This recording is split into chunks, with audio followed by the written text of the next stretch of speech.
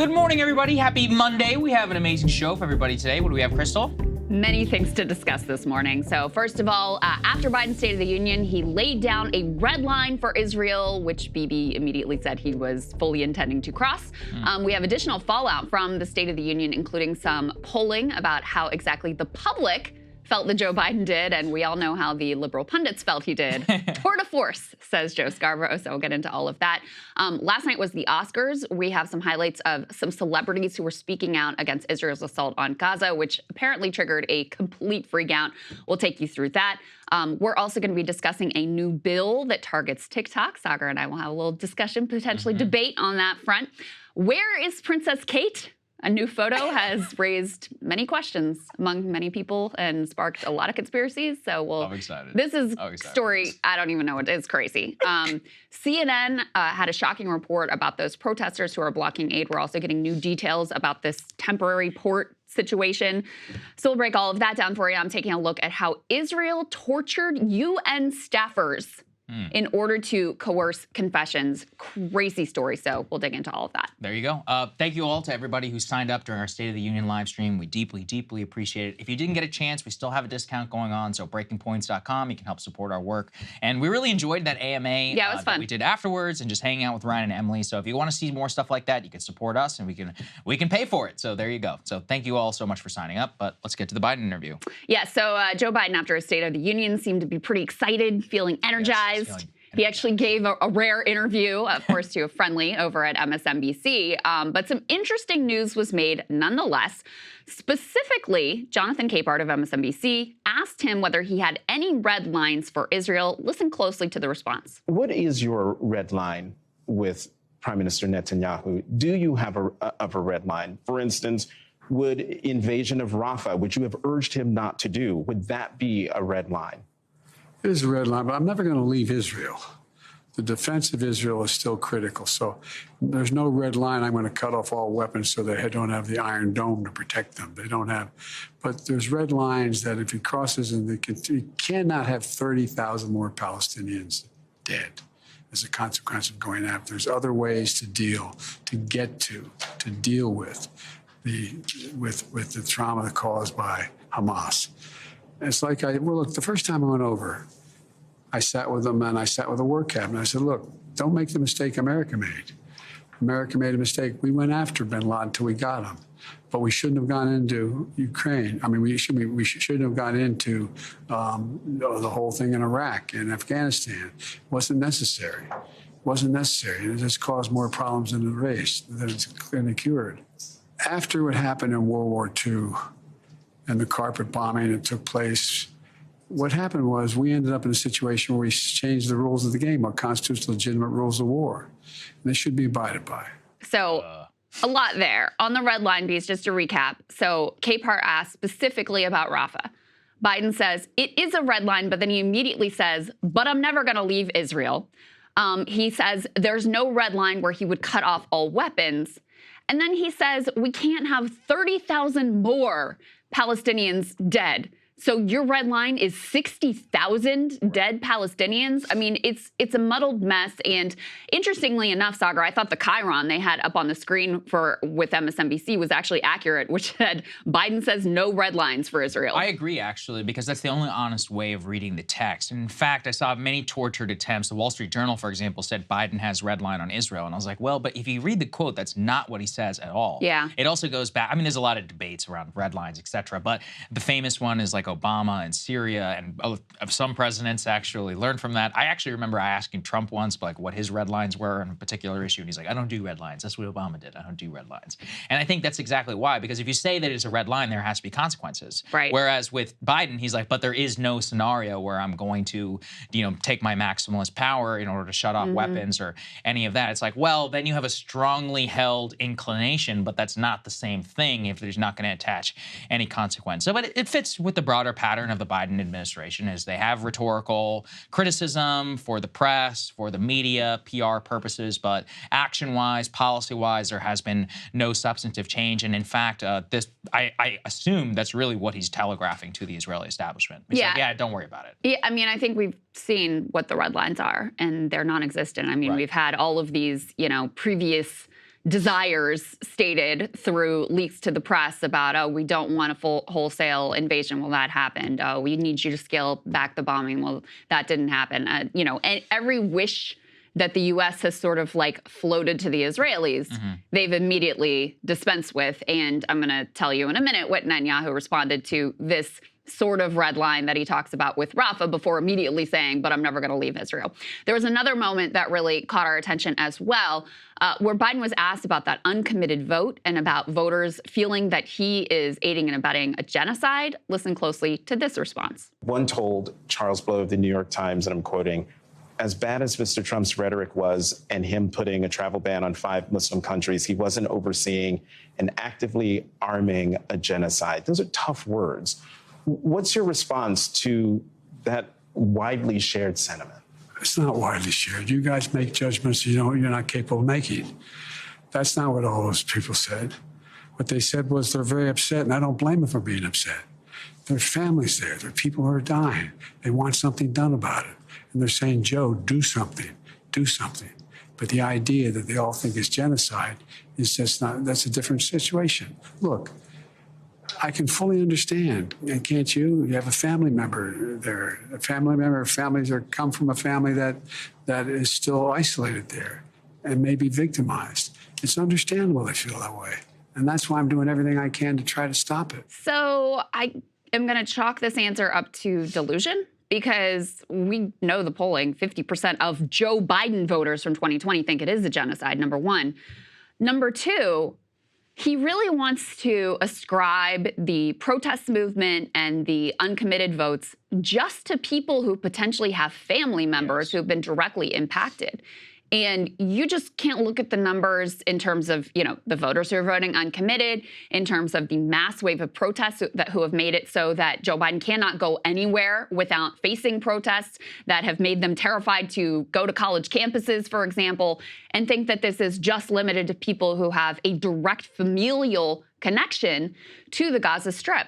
And I think that was perhaps the thinking maybe a few months ago among the Biden campaign and Biden administration. I mean, their first thing was just like, oh, people don't really care that much, they'll get over it. The second thing was like, oh, maybe Arab Americans and Muslim Americans, maybe they've got a little bit of an issue, but we can deal with it by making up with suburban women.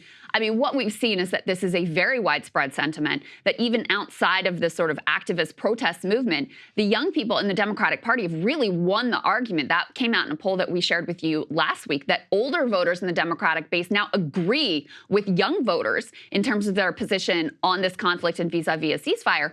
Even a majority of Jewish Americans support a ceasefire. So the idea that this is just, this very limited demographic, or that a majority of Democratic voters don't think it's a genocide, is just wildly delusional, off base, a lie. It's totally inaccurate and disconnected from reality. I think his biggest problem, it's Biden. Like, the bubbles that they swim in, and they're in. But I think he genuinely believes a lot of the analysis that says that this isn't going to be a problem for him. He thinks that it's highly localized. Now that we've had actual votes cast, we've seen problems in Hawaii and in Michigan. The Hawaii number, if anything, is most interesting to me, because Hawaii is the bluest of all states, right? That's right. It's like Washington, D.C. level of blue. So it's like, well, if you have that many blue voters who are coming out against you, you can extrapolate that maybe to some of the national coalition. And we don't have to, I've said this a million times, but if you just have the same number of people who voted in 2012 and 2016 in the state of Michigan, then Hillary wins the election. Same in the state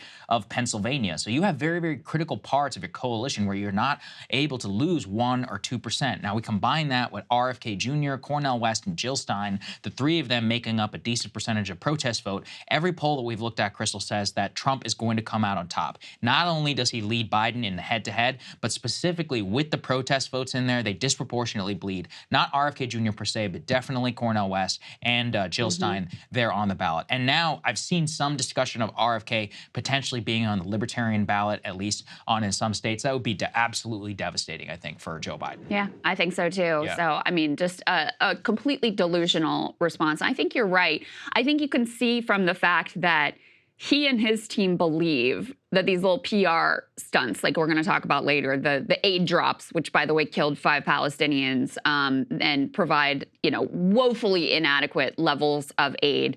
This floating temporary pier that may get constructed 60 days from now. I think they really believe that's going to be enough to, change the messaging and just say, co-opt the language of ceasefire, even though you don't actually want a permanent ceasefire. You want this little 6-week pause. They think that'll be enough. And I think they have dramatically miscalculated. And that answer reflects an astonishing level of delusion and disconnect from just how upset so many people are and the impact that's going to have electorally come the fall. So Bibi was asked in an interview, this is with Axel Springer and Politico, about some of the comments that Biden made, in particular the hot mic moment where he said he and Bibi were going to have a quote-unquote come to Jesus moment. Bibi said, I'm Jewish, I'm not coming to Jesus. And also asked about Biden's comments that asserting that Israel's actions in Gaza are doing Israel more harm than good. Let's take a listen to a little bit of his reaction. Well, I don't know exactly what the president meant. But if he meant by that I'm pursuing private policies against the majority, the wish of the majority of Israelis, and that this is hurting the interests of Israel, then he's wrong on both counts. Number one, these are not my private policies only. They're policies supported by the overwhelming majority of the Israelis. They support the action that we're taking to destroy the remaining terrorist battalions of Hamas. They say that once we destroy the Hamas, the last thing we should do is put in Gaza, in charge of Gaza, the Palestinian Authority that educates its children towards terrorism and pays for terrorism. And they also support my position that says that we should resoundingly reject the attempt to ram down our throats a Palestinian state. Mr. Prime Minister, so you took the decision, you're 100% sure that you go into Rafah? Oh, we'll go there. We're not going to leave them. I have a red line. You know what the red line is? That October 7th doesn't happen again. Never happens again. And so you can hear there the purported Biden red line of going into Rafah, that he responds, yes, that is a red line, before he immediately says, but I'm never going to leave Israel. Netanyahu just dismisses that out of hand. No, we're going in. We're determined to do it. Our only red line is October 7th is never going to happen again. The comments he made prior to that were also interesting because, in a sense, he's correct that, the policies, we've seen the polling coming out of Israel, the policies they're pursuing of all-out war and total annihilation are broadly popular. Now, there is dissent. We're seeing it very much in the streets of Tel Aviv with regards to the families of hostages who want much more to be done to strike a deal to bring those hostages home. So there is dissent in that regard. But on the other hand, Saagar, it's also very disingenuous because he is claiming a mandate from the Israeli public that also does not exist, because as much as they may support the overall war aims, they are absolutely disgusted with the leadership of Benjamin Netanyahu himself. So it's this sort of very politician-y, carefully crafted answer that does have a grain of truth, but is also very highly misleading. Yeah, absolutely. Can we put the next one up there, please, on the screen, too? Because there's also these comments about a Palestinian state, which I think is important. He says, when asked about the European view that there cannot be peace without two-state, he says, yeah, they would say that, but they don't understand that the reason we don't have peace is not because the Palestinians don't have a state. It's because the Jews have a state. And in fact, the Palestinians have not brought themselves to recognize and accept the Jewish state. So consistently, basically batting back against the Western-held position, including the United States, the official position, at least of our government, that we support a two-state solution, and that's the only endurable path to some sort of lasting peace. Also, very difficult, I think, now at this point, because their overall strategy for attaining peace after the war